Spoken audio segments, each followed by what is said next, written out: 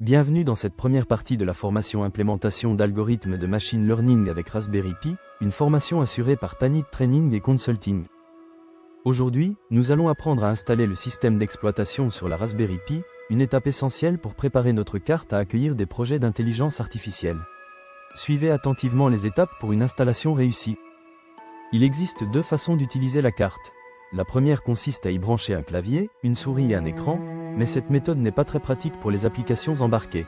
La deuxième, plus pratique, est d'accéder à la carte à l'aide d'un PC via le Wi-Fi. La première étape consiste à télécharger et installer l'outil officiel Raspberry Pi Imager depuis le site de Raspberry Pi. Une fois le téléchargement terminé, insérez votre carte micro SD de préférence 32 Go, classe 10 dans le lecteur de votre PC. Ensuite, ouvrez le logiciel Raspberry Pi Imager pour commencer la configuration.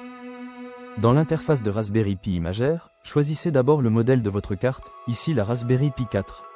Ensuite, sélectionnez le système d'exploitation, Raspberry Pi OS en version 64 bits. Passez ensuite à la section stockage pour choisir la micro SD insérée, puis appuyez sur Suivant. Avant de lancer l'installation, vous pouvez personnaliser certains réglages. Cliquez sur Modifier réglages. Complétez les champs nom d'utilisateur et mot de passe, puis renseignez le nom de votre réseau Wi-Fi ainsi que le mot de passe.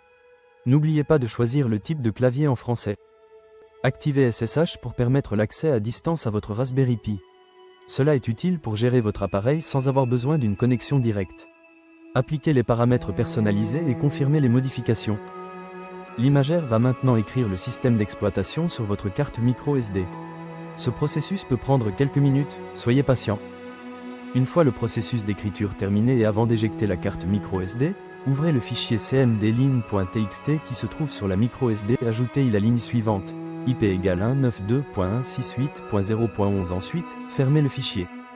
Éjectez la micro SD en toute sécurité, puis insérez-la dans votre Raspberry Pi. Il est temps de donner vie à votre Raspberry Pi. Connectez-la à l'alimentation et mettez-la sous tension. Le système d'exploitation va démarrer automatiquement. À cette étape, votre Raspberry Pi est prête à être configurée pour le machine learning. Pour la suite de la configuration, nous allons utiliser quelques outils indispensables. PuTTY pour accéder à la carte en ligne de commande, Tiger VNC Viewer pour le contrôle à distance, et Angry IP Scanner pour repérer l'adresse IP du Raspberry Pi sur le réseau. Téléchargez et installez ces applications avant de passer à l'étape suivante.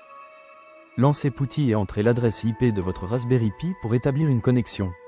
Cela vous permet de contrôler votre appareil depuis votre ordinateur. Connectez-vous à votre Raspberry Pi en utilisant les identifiants par défaut. Cette étape vous donne accès au terminal de l'appareil pour une configuration ultérieure.